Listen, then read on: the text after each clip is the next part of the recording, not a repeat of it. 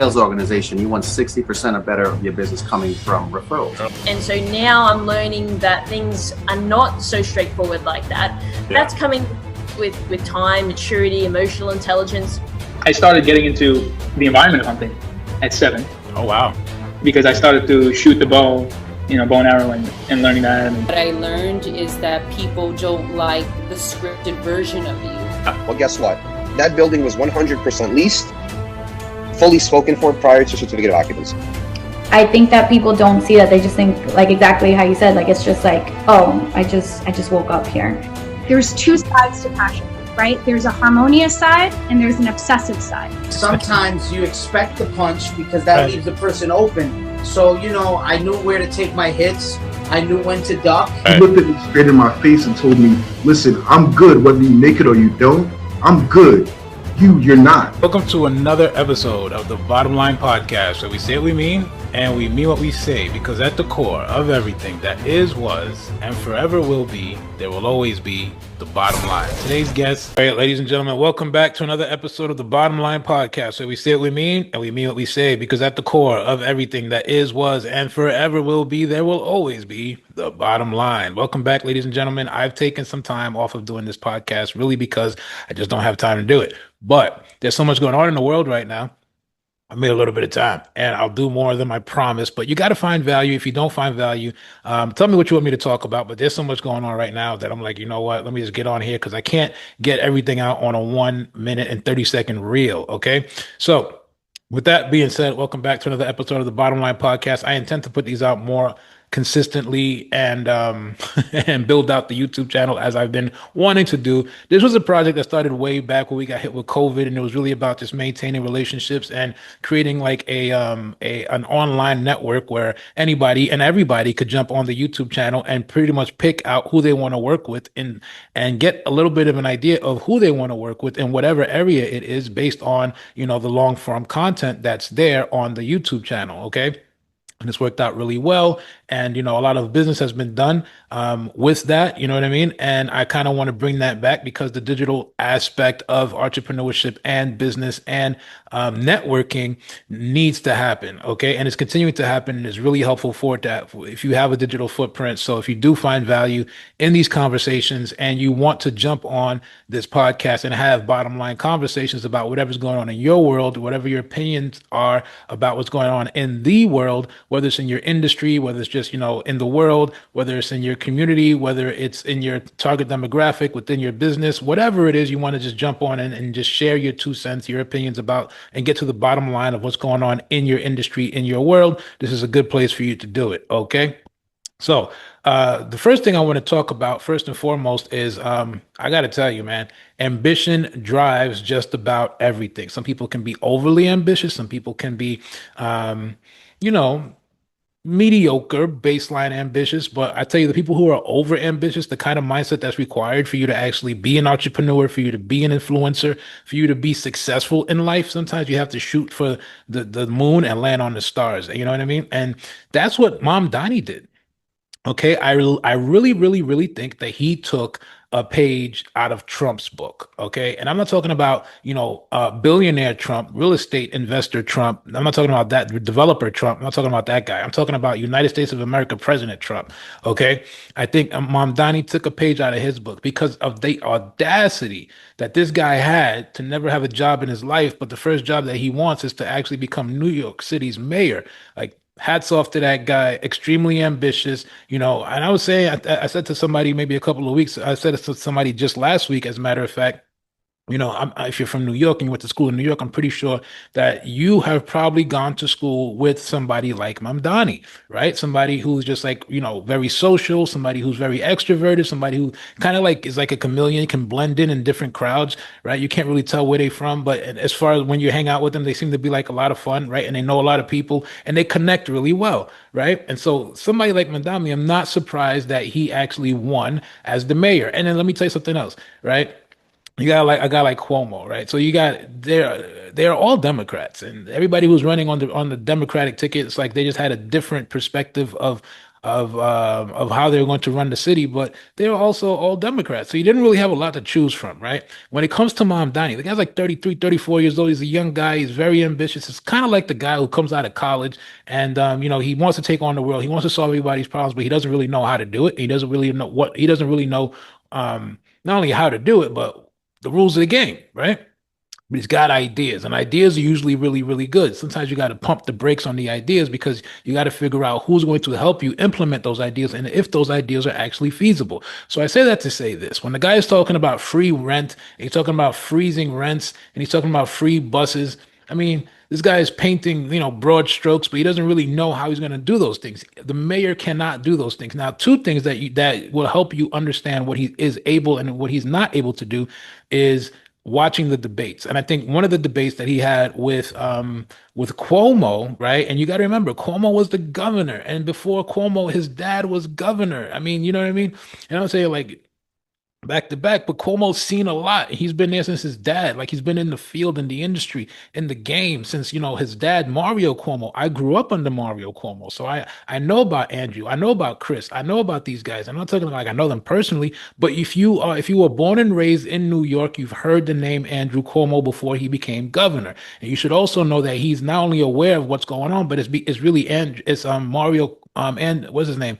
Andrew Cuomo, who put Mario Cuomo, his dad, in office through everything he was doing behind the scenes. So there's a lot that the guy knows that he's not telling you he knows. And, so as far as what can and cannot be done as mayor, as governor on a local level, and then on a federal level, listen, Andrew Cuomo will know. You know what I mean? And he's been he's been governor for such a long time that he can pretty much tell Mamdani what is actually realistic, what is doable, and what is not doable. You know what I mean? So you should listen to the guy, right? And one of the things that I think a lot of people struggle with, and I'm just going to take a broad perspective with this here, like politics aside, is that a lot of people struggle to learn from their predecessors, from people who actually have the experience because their egos get in the way. Okay. So, a strategist is, somebody who not only has ideas on how to implement a strategy, but somebody who learns from other people in order to make sure that their strategies will be effective, right? So a guy like Mamdani, I mean, you cannot not listen to a guy like Cuomo because Cuomo has experience.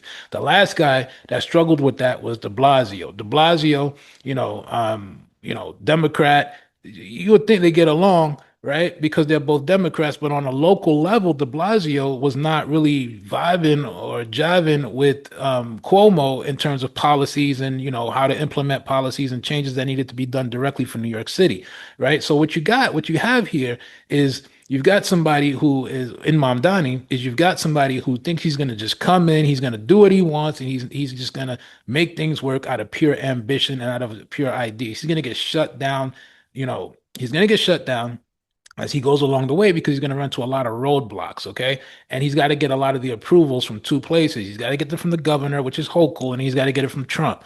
So you got two problems there, right? If you think you're just going to come in and you're going to talk crazy to Trump, and then you're just going to, offer free buses when just recently, I mean, you had congestion pricing in place. Why do they have congestion pricing in place? Because the city needs the money. They're behind on money, like they're in debt. So now all of a sudden you're going to order free buses. Like, where were you at when congestion pricing came out? Like congestion, fares came out. Where were you?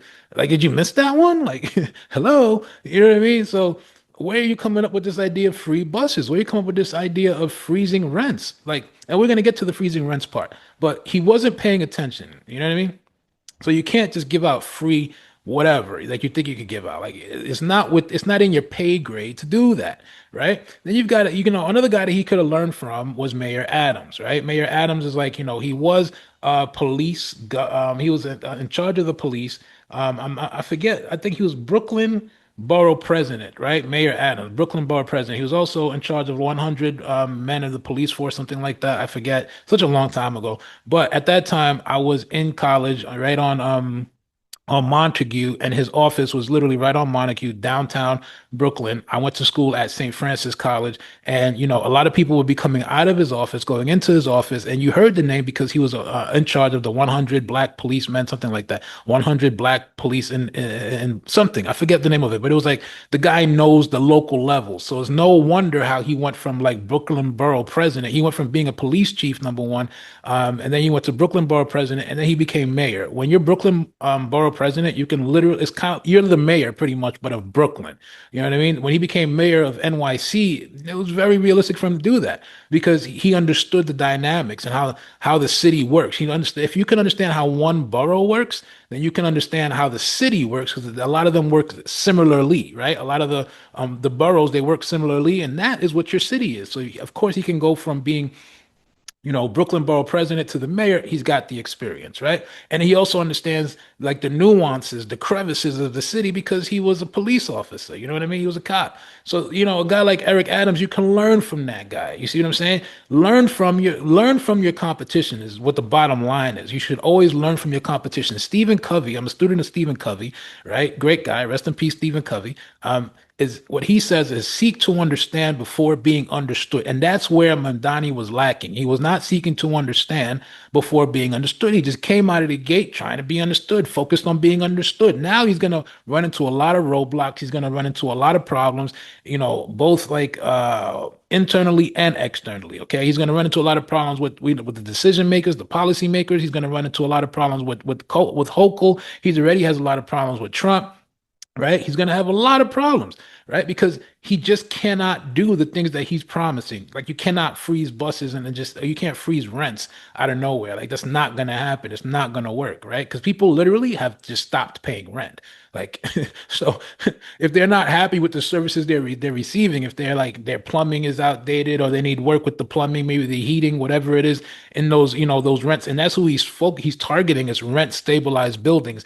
Rent stabilized buildings in New York has been one of the things that has been keeping New York in debt, right? In those areas where there's rent stabilized buildings, there's no increase in the rents, and a lot of the people that are living in those buildings, they're not getting the services they need as far as the maintenance and the upkeep of the building because there's no upside in those buildings. So even, when you're in those neighborhoods and you're dealing with a rent stabilized building, they're going to have a lot of complaints, and you're going to get a lot of quote unquote slumlords who are not able to make repairs or, update those buildings or update whatever needs to be done in those buildings because there's just no money. The building is not producing the income that the building needs to produce for them to make the upgrades, the repairs and everything. Right. So you get problems and you get violations because it's been too long since any upgrades have been. You're talking about plumbing, you're talking about heating, you're talking about electric. I mean, there's a long laundry list of what's going on with those rent stabilized buildings, and it's almost impossible for you to freeze rents because the rents are so low that it's kind of like these people are not paying rent anyways, right?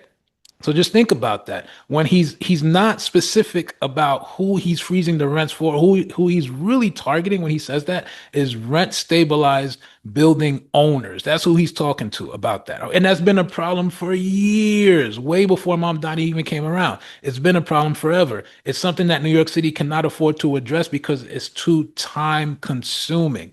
Okay. And there's no upside, in the city. There's no upside for the city to take on, those rent stabilized buildings. There's no upside. Like he's going to say that he's going to do it, but he's all talk. I don't really think he can afford to do it. He doesn't have the time. He doesn't have the know-how to do it. Right. What you want to do is you actually want to partner with local neighborhood associations because they're more boots on the ground and they're more focused on community development. So you're talking about local neighborhood associations and non-for-profits. You want to delegate that out to the local neighborhood associations and to the non-for-profits in those particular areas, and you want to identify what the problems are, who is the target demographic living in those neighborhoods, living in those rent stabilized buildings, and how you can partner with and delegate that out to the borough presidents. You don't have to be the one to talk about you're freezing the rents and just think you have it all.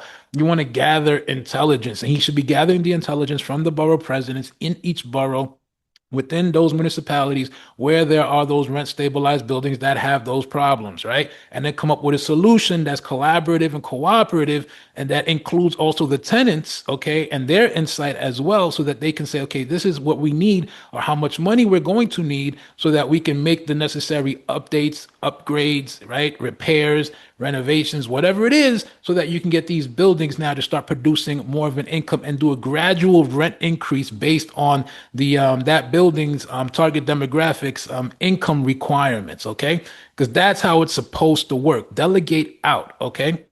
So for him to come in, like a bat out of hell, talking about he's doing X, Y, and Z, it's like, no, bro, I don't see any collaboration. I don't see any cooperation. I don't even think you know what's going on in these streets. Like at the end of the day, so you got to partner with people. You got to ask people questions. You got to seek to understand before being understood. Okay. So that's just like, if I was in his position, which I would not want to be in his position. But if I was in his position, I think that would be a good way to start. Partner and collaborate with the local neighborhood associations, because those guys are effective. Let me tell you something. As a real estate agent, pounding the pavement through Brooklyn, and you go into certain neighborhoods, you go to Bed-Stuy, you go to, to the historical districts in Bed-Stuy, you go to the historical districts in Crown Heights, you go to, Bushwick, you go to where, there's a lot of, low-income housing and affordable housing. You go to the neighborhoods and you talk to people, what you're going to come across is people who've been living in those neighborhoods for generations. Okay. And so they know everything. They know the nuts and bolts. They know the history. They know what's going on in the neighborhood, know what's going on in the buildings. You talk to the supers. You got to get in the streets, right? You can't just think you got all the solutions, Mr. Mondani. It ain't going to work, right? Because at the end of the day, people are going to actually hold you to it and see if you deliver. And you can't deliver if you don't know what's going on, if you're not seeking to understand before being understood. There's a lot you can get done on a local level, honestly, and it's easier to get it done on a local level. That's why community development is so dope. Okay, because it's more collaborative. Okay, and I think that's what he's missing. You can't just come in and think you know all the answers and you can solve all these problems. I mean, that's a joke, and it's ego driven. You know what I mean? And it's overly ambitious. Okay. So that's the thing on the rent freeze. First of all, you're not freezing anybody's rents. The other thing about the rent freeze is the pace. Okay, like I don't think the guy knows how long it's going to take for him to do what he needs to do. First of all, it's going to take him at least. He starts in January. It's going to probably take him at least a year.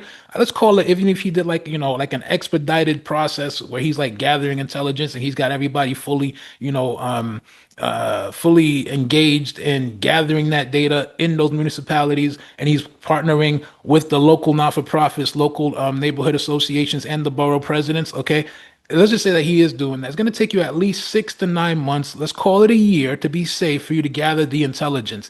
And then for you, not only for you to gather the intelligence, but then to create an ideation team, a brainstorming team that's going to come around. How do we not only solve these problems, but make them long-term solutions, right? Then you got to take some time to actually, put some manpower behind that and some dollars behind that. Then you got to actually get into those buildings, and you got to look at those buildings, and you got to get inspection reports for every single building. And then you actually got to go out there. You got to find the right contractors, the right people to get in there and to take care of those buildings. And then also, it's going to take you the pace. I'd say give the guy like what? It's going to take his entire term, pretty much, before he can do anything, in that direction, right? For you to see results. Okay. I'd say half of his term is going to be just gathering intelligence, and maybe the other half of the term is going to be, making those necessary adjustments, doing those things, making the changes. You know what I mean? It's gonna take time. Like, so I don't think he has an idea. I don't think he's thinking about the pace, how long it's gonna take. One thing about New York City is that everything takes time. Okay, when you're filing paperwork and you gotta file paperwork with the city, everything takes time. The city has been backed up since COVID.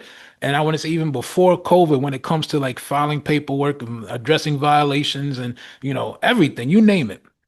So you got to probably have to create a whole separate department just for that, right? To expedite that process and make sure that it's efficient as well, right? Okay, and then you got to get the funding. Like, where's the money coming from? You know what I mean? To make all the repairs and do everything. And then, how are they going to allocate those funds? Which neighborhoods are going to be the neighborhoods that are the most, that are going to have the highest priority? It's going to probably be based on school zones and school districts, right? Where people are making, where people need the most help if you're going from the bottom up. Okay. So you're going to want to go into those neighborhoods where, there's probably high crime, there's probably low employment, there's probably people who are coming off of, benefits now because Trump is pulling benefits. So your SNAP and your food stamp and your welfare and all that, you want to go into those areas, right? You got to identify the needs there. So you want to get into the area, and then those are going to be the areas that are going to be like test and pilot areas where you're testing to see if this concept is going to actually work, right? For you to take care of these buildings and partner with the local neighborhood association,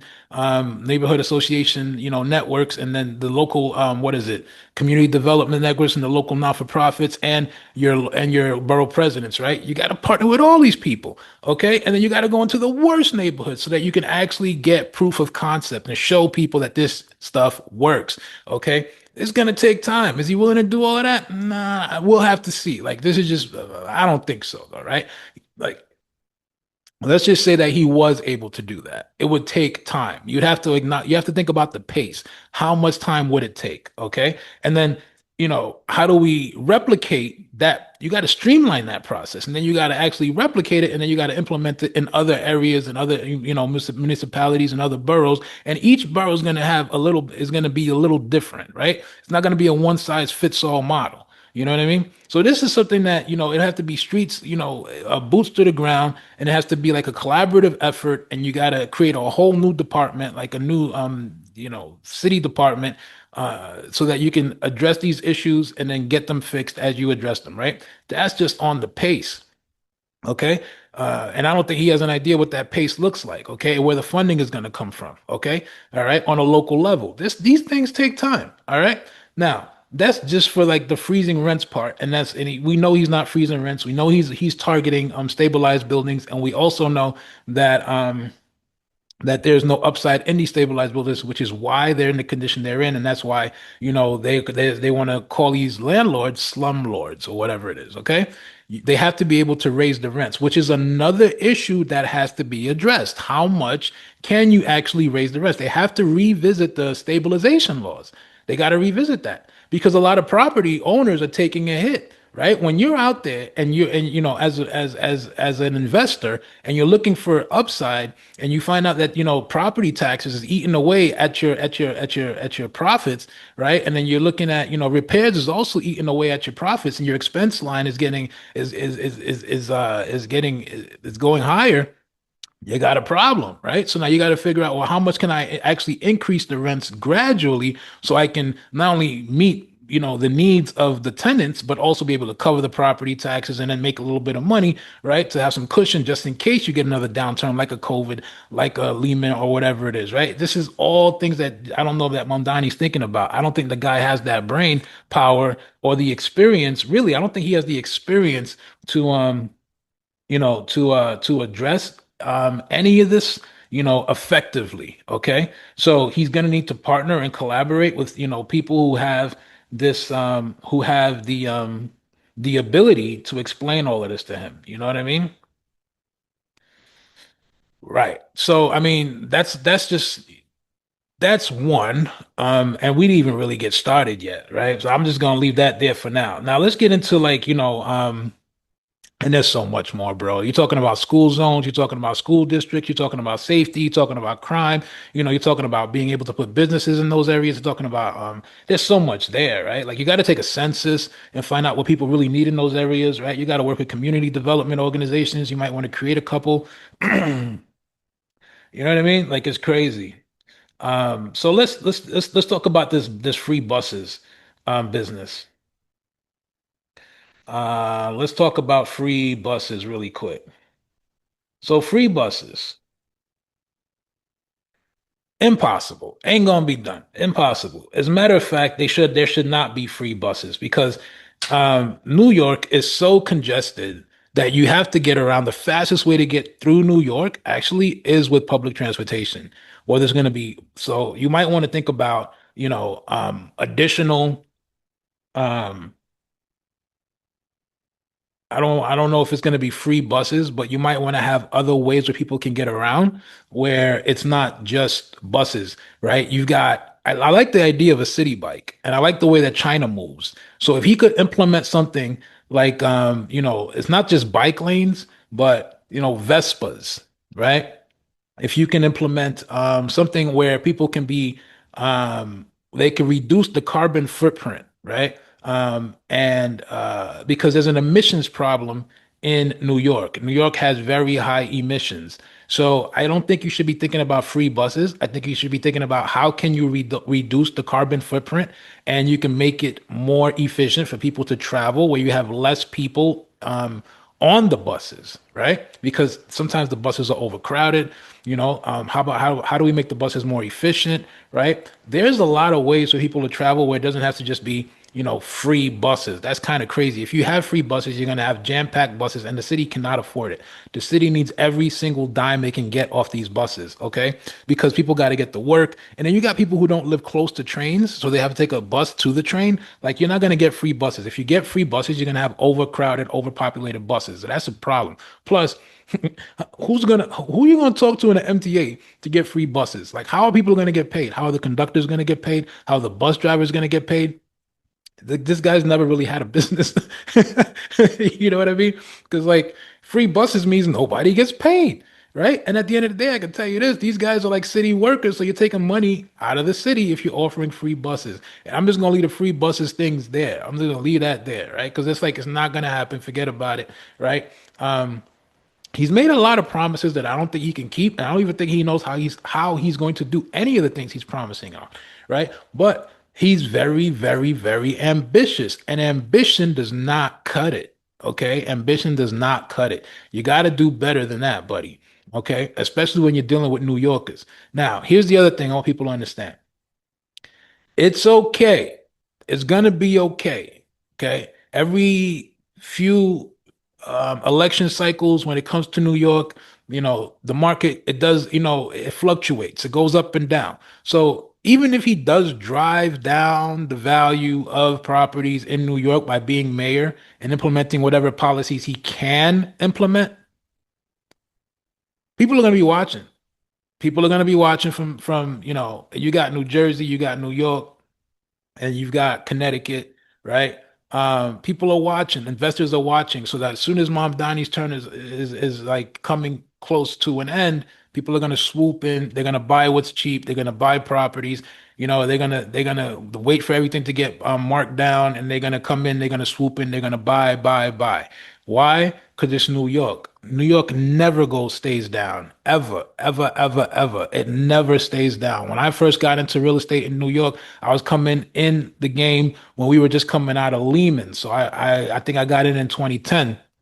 And we were, it was 2 years that Lehman happened in 2008, and we were just I was coming in 2010. Let me tell you something. I was making money in rentals like nobody's business when the owners were paying, with the OPs. People are creative. That's the thing about New Yorkers. New Yorkers know how to get through a hard time. Like, that's just, the rats know how to get through a hard time under in the subway. New Yorkers know how to they're creative. So if you're thinking about, this guy's going to drive down the value, let him drive it down, because after his term, we're going to drive it right back up again. There's going to be a lot of deals to be had, okay? And people are going to learn from his incompetence. That's the thing. When a guy comes in and they don't know enough and they don't gather enough intelligence, they come across as incompetent, okay? And we want to make sure that we don't come in as incompetent. Seek to understand before being understood. There's so many lessons you can learn from Mom Donnie's election, okay? And people just don't have enough information. They don't have enough information. So because they don't have enough information, they made a bad decision. They hired a guy who also does not have enough information, right? It all sounds good and all looks good on paper, but at the end of the day, I don't know how he's going to do half of the things he promised, because he really can't do a lot of the things that he promised. And Cuomo was telling him that during that debate, okay? So let this be a lesson to people, okay, that ambition is great. Ambition does go a long way, but what goes even a longer way is learning from your predecessors, learning from your people who you think are your competition, learning from people who have been doing the thing longer than you've been doing the thing. And hats off to Mamdani. Very happy for him that he got elected.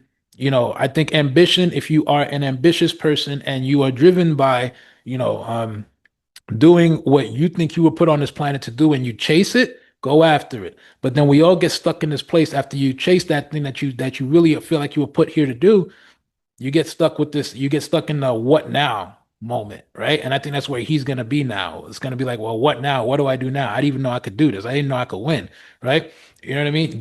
You got to have a strong team of hitters, people that know the system, people that understand the system, people that have been part of creating the system, people that have foresight as well, people that can lead you and guide you in a direction that you think is going to be beneficial to the constituents, to the people that voted for you, right? So I would always be trying to, figure out what's going on. I like what Trump is doing as far as like how he's promoting himself, how his media team has him on social media, and how that's how his approval rating is always going up. We know what the guy's doing like all the time. And then when he does something that's like, unexpected, it's like we kind of figured he would do something like that because you can just follow his trend. You can see what's going on, right? So now he's on this peace-driven mission where he wants to drive peace all over the world. That's what he wants to be known for. So Mamdani, what do you want to be known for, right? I'm sure you don't want to be known for free buses. I'm sure you don't, and that's, you're riling up your base around free things.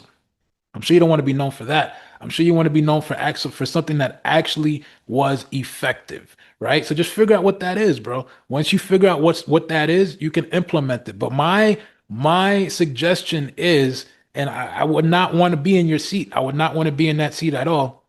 But my suggestion is that you partner with the local community development organizations and the borough presidents to gather enough intelligence from each borough to find out how you can solve their most reoccurring problems when it comes to housing, when it comes to childcare, when it comes to safety, when it comes to crime, when it comes to, you name it, like the biggest issues. And how do you take those areas, right, and then help them to increase the rents gradually and help them with with better school zones and school districts and better education in those areas, right? That's where you're going to make your difference, right? Be a community developer. I think that's a good place to start, right? And because you're a Democrat, I think one of the best guys for you to follow is follow Obama's Chicago blueprint, because he did a lot for Chicago as a community developer, you know what I mean? And you can read from his book and you can learn, you can take a couple of pages from his book as well. If you're a Democrat and you like the guy, right?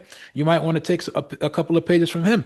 I'd also say from a financial standpoint, you can also read Ray Dalio's principles, because as a hedge fund manager, he can help you with how to, allocate funds and how to predict market trends and everything, so that you can get a little bit familiar with that model and you can implement it in certain areas of what you're doing as mayor, right? It's going to take some time, but New York is one of those places, man. It's not like, he can't do anything there. He got the election, people voted for him, which is great, amazing, but you're going to need a lot more experience than you got, you know what I mean, than you have, right? So I'll just leave that there for now, right?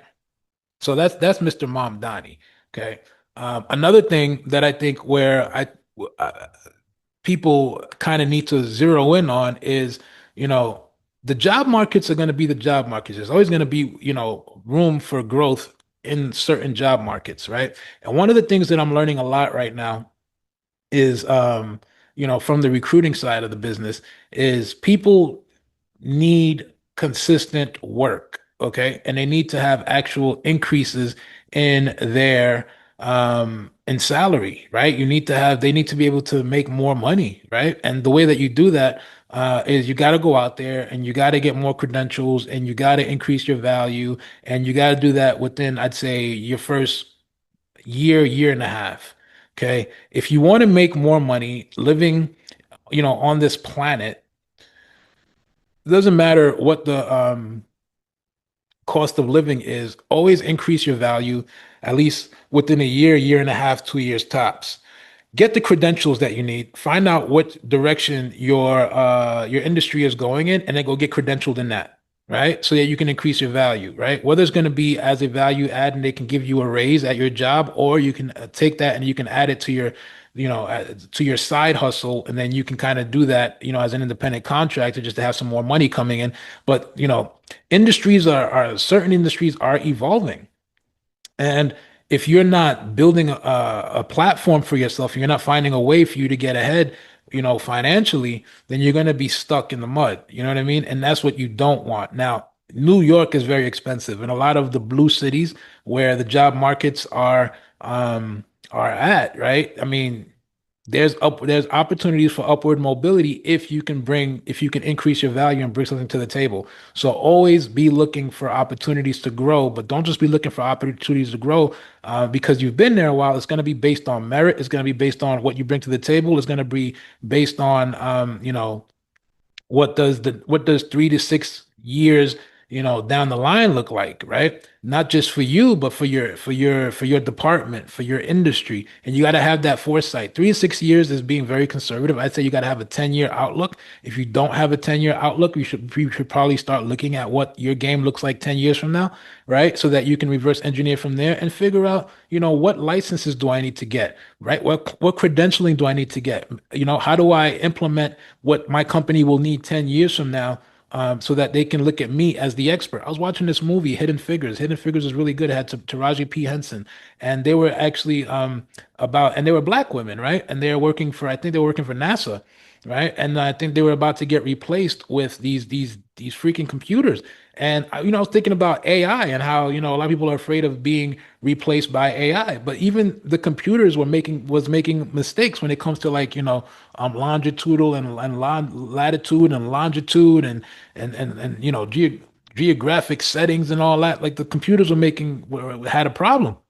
And so one of the ladies that was in charge, she studied the computer, she studied the manual, and she had a team. She was responsible for a lot of other women, black women, right? And so she studied the model, she taught it, and she said to her team, look, if you don't want to get replaced, we got to learn this thing, and we got to be able to not just learn it, but we got to be able to teach it, right? We got to be able to teach people what we know about it, right? So we don't lose our jobs. We got to become a value add. It's a great movie. You should watch it. Hidden Figures, right? It's got Taraji P. Henson. It's an amazing movie. A lot of gems in that movie, all right? My kids watched it. I loved it. I think it was an amazing movie. And I think it applies to today, right? They were afraid of being replaced by the computers. And so they learned the computers and, we are, or a lot of people are afraid of being replaced by AI. And if they're afraid of being replaced by AI, is because they don't know how to use AI. So learn how to use AI so that you're not replaced by it, right? Or they don't hire somebody to replace you who knows how to use AI. And that's just one example. Okay. Maybe you're working at a job where there's certain machines, right? That you're not familiar with, or they're thinking about bringing those machines in. Okay. I know Amazon just went full on robot, right? For a lot of their sites, and they're using robots now to do the work that people were doing.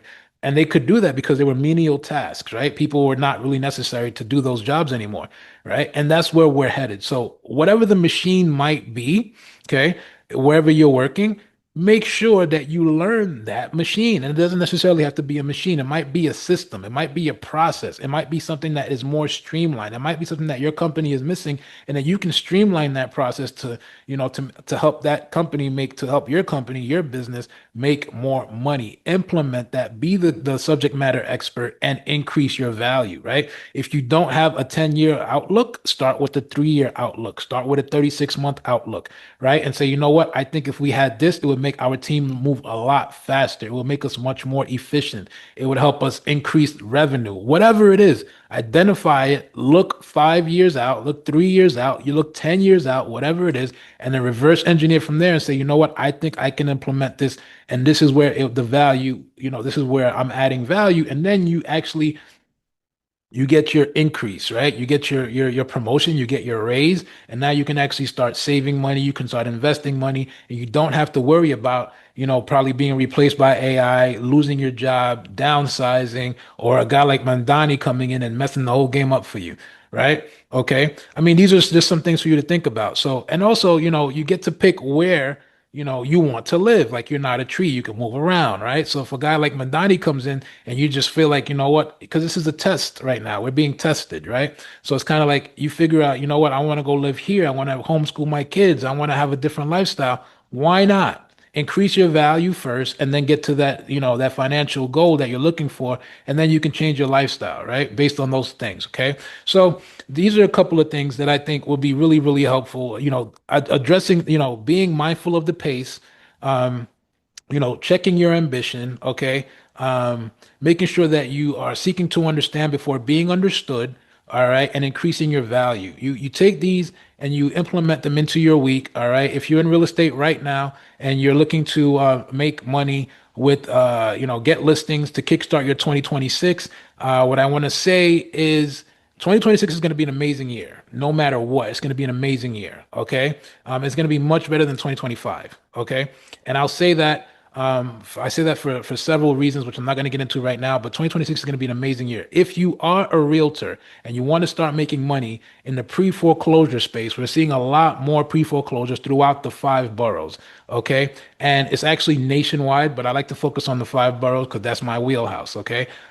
If you are ready to make money with pre-foreclosures, text the line 929-268-5780. Text the word pre-foreclosure to 929-268-5780. Sign up for my pre-foreclosure sales training, okay? And we'll help you get 3 to 5 listings per month, all right?